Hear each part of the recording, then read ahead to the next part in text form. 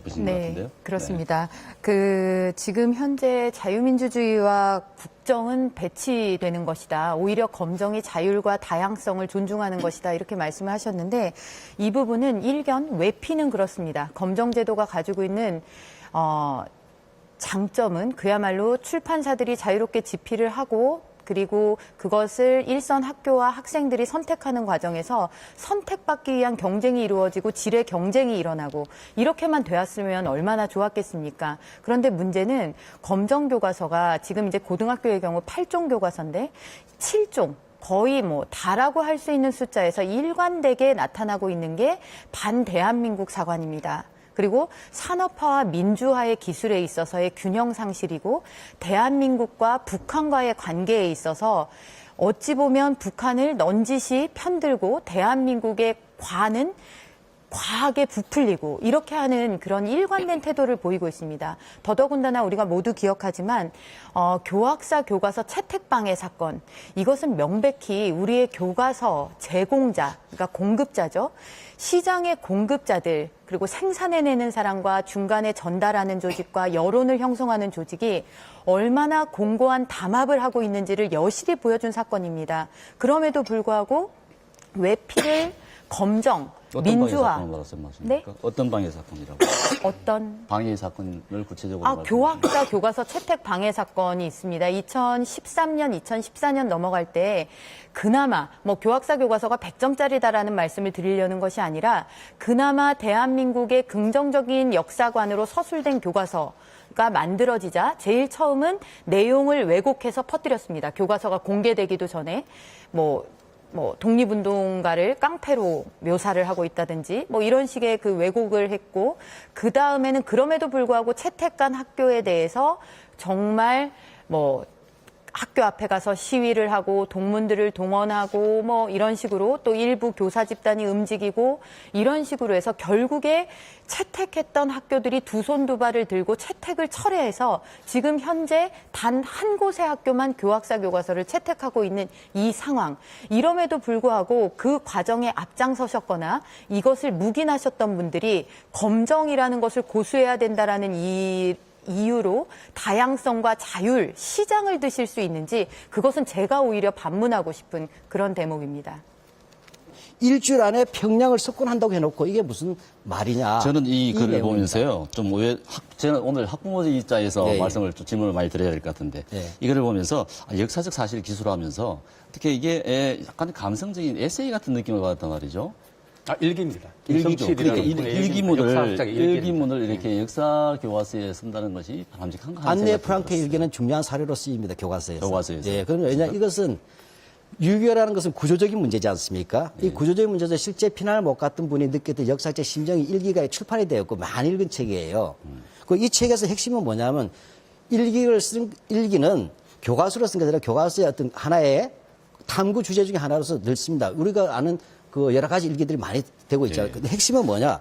이것이 북한이나 남쪽이나 동등하게 마치 6.25에 책임이 있다는 듯이 이야기했다는데 이 내용은 그것이 아니고. 네, 알겠습니다. 북진 통일과 그다음에 적과 통일을 이야기했지만 실제로 북한이 남침했고 우리는 일주일이면 평양을 점령하고 하겠다고 했던 그런 요러 했던 분들이 새삼 생각이 난다고 나와 있어요. 홍정답. 이게 왜 근데 독일에 의해서 남침 얘기가 계속 강조이 방공교과서에 가깝습니다. 제가 볼 때는. 전 총장이. 이것이 왜 자객인가 제가 지금 걱정이 되는데 지금 이제 박한용 실장님이 저렇게 교과서랑 판례를 많이 갖고 계셨는데 저희가 이렇게 다 이제 듣고 나서 이야기를 하면 토론이 너무 아닙니다. 그거는 이제 교과서라는 것을 가져오신 건 사실이지만 그 교과서에 나온 이야기를 해석하는 방식은 엄연히 다른 이야기이기 때문에 그 이야기를 드리고 싶은 겁니다.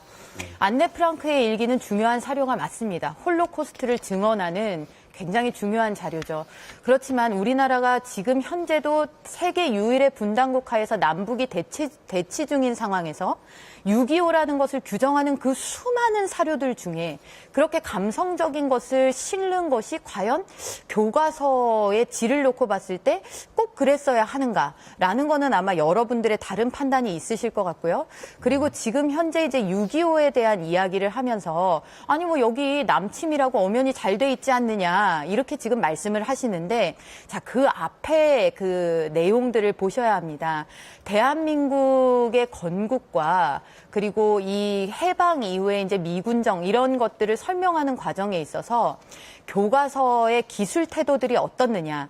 대한민국이 남한만의 단독 정부를 수립해서 마치 분단의 책임이 대한민국에 있는 것으로 돌리고 그렇기 때문에 저쪽은 남한이 이러니까 뭐 북한도 그럴 수밖에 없었다라는 식으로 서술을 하고 또 하나는 그렇기 때문에 분단이라는 것이 잘못됐기 때문에 그게 자유민주주의가 됐든 공산주의가 됐든 어떤 식으로든 우리 민족끼리 통일을 했었어야 하지 않는가라는 식의 사고방식을 학생들에게 심어주는 식의 기술들이 6.25 이전에 계속해서 대한민국의 역사를 설명하는 방식입니다. 그런 다음에 지금 6.25에 있어서 그리하여 북한이 남한을 침략했습니다. 이런 식으로 기술하면 학생들이 어떻게 받아들일 수 있을까요? 더더군다나 대한민국이 먼저 그 단독 정부를 수립한 것이 아니라 북한이 먼저 스탈린의 지령을 받아서 이미 사실상의 정부를 수립해 놨다는 것이 밝혀진 이 마당에도 계속해서 역사의 기술이 그렇게 되고 있는 그런 것들. 그래서 총체적인 역사의 흐름을 통해서 궁극적으로 학생들이 어떤 인식을 심을 것이냐를 놓고 보셔야지 계속해서 이렇게 교과서의 면을 말씀하시면 힘들어집니다. 하나하나를 다 따지려고 그러면 이분들이 주장하시는 그 좌편향의 근거를 혹시 보셨어요? 좌우의 문제는 좌편향이 봤습니다. 64.8%라고 이게 36명 중에 제가 35명이 그 자료들 잠깐만요. 제가 먼저 아니 말씀드릴게요. 국가보안법하고 좌의 문제는 다르죠. 왜 좌파 사고가 부끄럽습니까? 좌파도 있고 우파도 있고 그런 거죠. 그건 다른 문제죠. 저는 말씀을 드리겠습니다. 먼저 말씀하셨던 그 지필진의 성향의 문제는 매우 중요한 문제입니다. 왜냐하면 역사 문제의 지필에 있어서 검정제도 하에 맡겨놓으니까 이 출판사와 이 지필진 간에 이렇게 이제 서로 이제 일을 맡기고 또 그 지필을 하시는 이런 것들이 굉장히 그 협소하고 주먹구구식이라고 할까요? 그런 틀에서 이루어졌다라는 것들이 밝혀진 것이죠. 그러면 어떻게 이 사람들이 추상적으로 말씀하시지 저도 얘기를 좀 구체적으로 드리겠습니다. 저도 얘기를 드릴게요.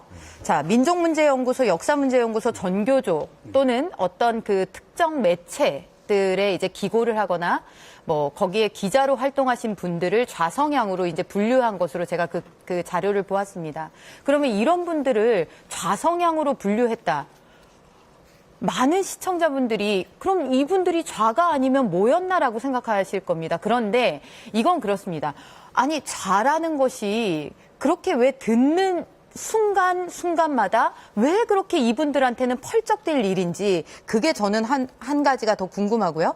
이런 걸 통해서 알 수 있는 것은 지금까지 교과서라는 배움에 있어서 기초가 되고 가장 강력한 수단, 그것이 정말 소수의 사람들이 가지고 있는 사관에 의해서 휘둘러지고 극대화됐다는 것입니다. 그래서 국정이라는 것을 많은 그 반대하시는 분들이 획일화 된다라고 주장을 하시는데 오히려 국정이야말로 이런 소수의 사관이 독점했던 담합에 의해서 끌려가던 교과서 시장을 다양화하는 거고 물꼬를 트는 일이다라고 보고 있습니다. 그리고 교학사 문제는 자꾸 그 교학사 문제를 이야기를 하시는데 교학사 교과서 그렇게 긍정사관으로 쓰려고 했으나 문제가 많다라고 하는 교과서 그런 것들이 바로잡혀지는 것도 사실 국정화를 통해서 여러 학자들이 논의를 하는 과정에서 바로잡아질 수 있습니다. 그리고 아까 그 교수님께서 증거를 가지고 말씀하셔야 된다라고 말씀하셨는데 그 증거가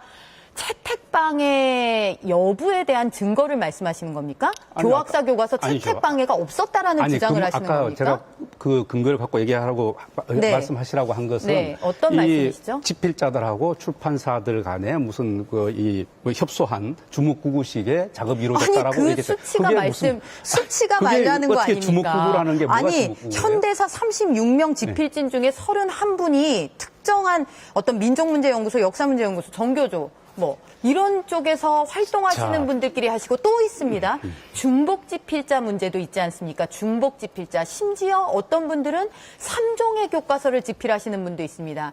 2종의 교과서는 더 많습니다. 자, 대한민국의 역사학자가 도대체 몇 분이길래 이 검정교과서라고 시장은 열어놓고서 이렇게 그분들이 맨날 가서 이 교과서도 집필하고 저 교과서도 집필하고 다른 출판사 누굽니까? 이름 좀 얘기해 주세요. 왜냐하면 저는 그런 사람을 모르기 때문에. 이미 의원실 자료로 나와 있으니까 그건 받아보시면 될 거고요. 제가 없는 말씀을 드리는 게 없는 아니니까요. 말씀이니까 제가 아닙니다. 의원실 자료가 있으니까 그 허위 여부가 있다면 그건 해당 의원실에서 책임질 문제라고 생각이 됩니다. 말씀하셨잖아요. 보니 공중파. 아니죠. 이미 다 언론에 발표된 내용입니다. 언론에 발표된 내용입니다. 저는 다 자료를 언론 보여드리지 찾아보세요. 않습니까? 언론 네. 찾아보세요. 재밌는 거 하나 보여드릴게요. 그런 것이죠. 그렇기 때문에 다양성을 얘기하고 저 교과서의 질을 이야기하는 것이죠. 다양성을 얘기하는데 저는 그런 의문이 들던데요. 네. 교과서 8종입니다만 현재 7종 사용되고 있죠.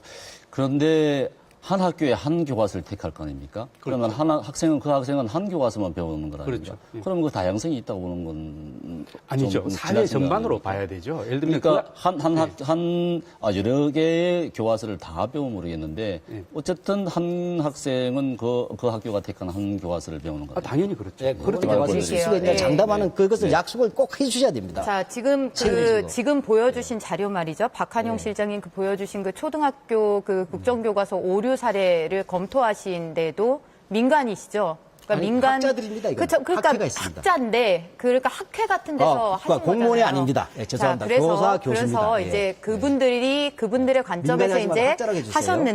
하셨는데 그 지금 역사학자 그분들이 아니시죠? 하셨는데 그 다음에 저 말씀 좀 드릴게요. 네. 그 다음에 이제 교육부에서 그 분석이 다 맞는 게 아니다라고 반박 보도 자료가 나왔다라는 다 맞는 사실관계를 것이 아니다는 얘기는 상당히 틀렸다는 이야기입니다. 다 맞는다라는 이야기가 아니다라는 것의 해석론 좀 다르게 좀 봐야 될 것 같고요. 그리고 역사학자들의 보이콧 문제를 지금 우려하고 있고 지금 뭐 보이콧이라고요? 계속해서 거기에 뭐 참여하지 않겠다 그리고 뭐 선언하시고 뭐 성명서 발표하시고 연명도 하시고 그러는데 새삼 놀라울 일도 아닙니다. 익히 짐작했던 일이고 바로 그분들이 그렇게 움직이고 있기 때문에 교과서 시장이 개선이 안 되는 겁니다. 역사학 근현대사를 쓰는데 한국사 학자들이 우리가 안 나서면 니들이 어떻게 하겠느냐, 당신들이 어떻게 하겠느냐 이런 발상 매우 위험합니다.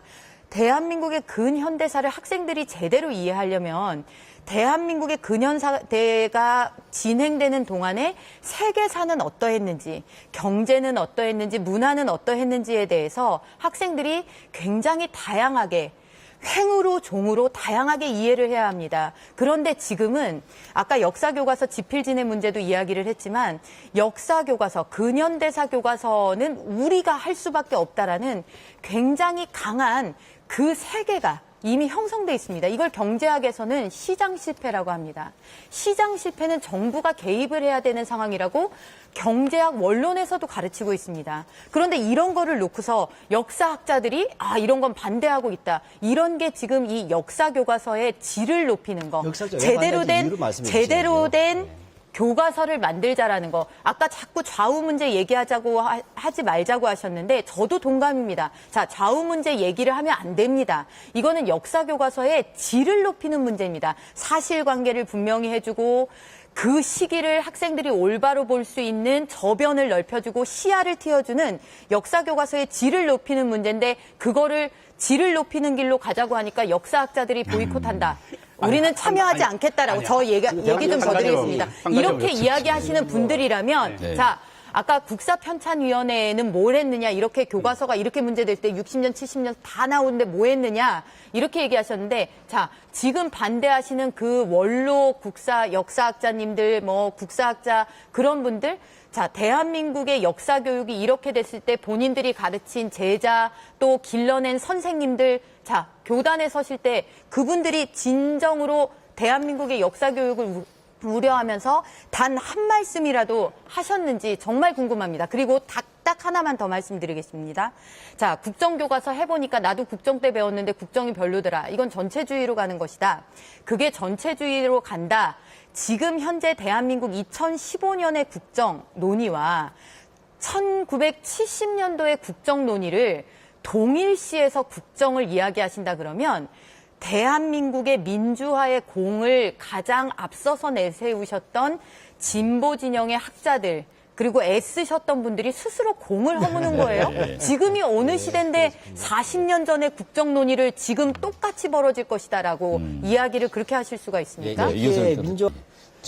예, 색깔머리 해놓고서 들어오라는 것은 아주 잔인한 거예요. 자, 이 그거는. 역사 교과서 문제를 자꾸 정치권의 문제다라고 이거 말씀을 정당이 하지 하시고 않습니까? 정당하고 정치적 정부가 하지 목적에 않습니까? 의한 것이다라고 말씀하시는데 그거는 전혀 사실과 다릅니다. 왜 사실이 이게 다르죠? 지금 2002년에 근현대사 교과서가 국정에서 검정으로 풀리면서 계속 근현대사 부분에 대한 역사 왜곡의 문제는 많은 시민사회에서 지적을 해왔습니다. 그런데 그게 무려 13년에 가까운 시간 동안 그냥 검정은 다양성이고 다양성은 민주화고 민주화는 좋은 거다라는 도식화에서 아무도 용감하게 입을 못 댄 겁니다. 이거는 정치권에서 직무유기한 거 맞습니다.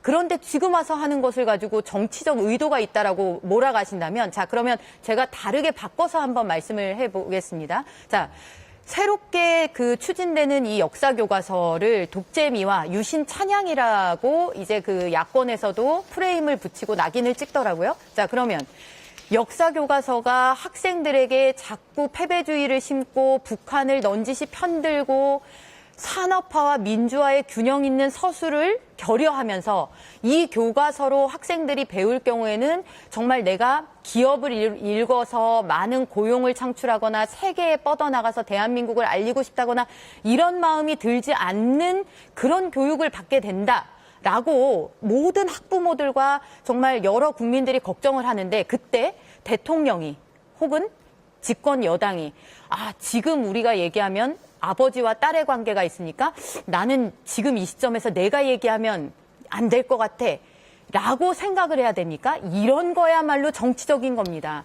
그리고 이런 정치적인 판단들이 바로 역사의 시계를 뒤로 돌리는 겁니다. 뭐가 정치적인가에 대한 부분을 분명히 하셔야 돼요. 만약에 박근혜 정부가 이것도 시끄러운 거는 정말 시끄러운 건 악이 되니까 시끄러운 걸 피해가기 위해서 이 문제를 공론화 안 시고 집권 후반기에 들어서까지도 이야기를 안 했다면 그거야말로 정치적인 행위고 그것이야말로 비난받아야 될 행위입니다. 네, 네, 지금 유엔에서 이야기하고 있는 역사를 국가가 끌고 가는 것에 대한 우려 표명은 대한민국과 같은 정상국가에 대해서 유엔이 이야기하는 초점이 우리나라와 같은 정상국가에 있지 않습니다. 그건 더 잘하실 겁니다. 그런 걸 가지고 검정질 하니까 국정질 안 하니까 지적을 안 하죠. 그거는 다른 문제죠.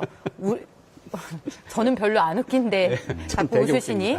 자, 유엔 같은 경우가 상정하고 있는 국가는 우리나라와 같은 정상국가가 아닙니다. 명백히 내전이 일어나고 군부가 독재하고 거기에 의해서 자신들의 행위를 미화할 우려가 있는 데 따른 유엔의 권고이지 그걸 가지고 이렇게 지금 대한민국 이 백일화의 대한민국을 향해서 유엔을 이야기하시는 거는 너무나 대한민국을 지금 일본은 너무나 비정상국가입니까? 심각하게 바라보시는 것 같고요. 비정상국가이기 때문에 일본의 후진국이라서 역사 그렇게 왜곡의 합니까? 문제는 국가가 일본의 개입했기 역사 때문에 왜곡의 생기는 문제는 문제예요. 너무 자랑스러워해서 문제가 되는 사안인 것으로 저는 파악을 하고 있습니다.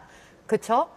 그게 무슨 말씀이세요? 궁극주의다라고 하니까요. 궁극주의다. 아니, 그렇게 얘기를 교과서밖에 하니까. 없어요. 그렇죠. 그런데 우리나라 같은 경우에는 지금 현재 유엔이 걱정할 만한 그런 상황에 있지 아니하고요. 아니요. 할 만한 상황입니다. 지금 현재 검정은 바르고 국정은 옳지 않다. 검정은 다양하고 민주하다. 국정은 획일하다고 말씀하시는데 이미 드러난 결과가 바로 검정이 획일하였다는 것이 드러나 있는 이상 그 문제에 대해서는 알겠습니다. 지금 유엔 사안에 대해서는 맞지 않는 것 같습니다. 토론해야 될. 못난 지도자는 역사 교과서를 바꿉니다. 네, 알겠습니다. 이걸로 대신하겠습니다. 네, 그걸로 대신하겠습니다. 전 총장님.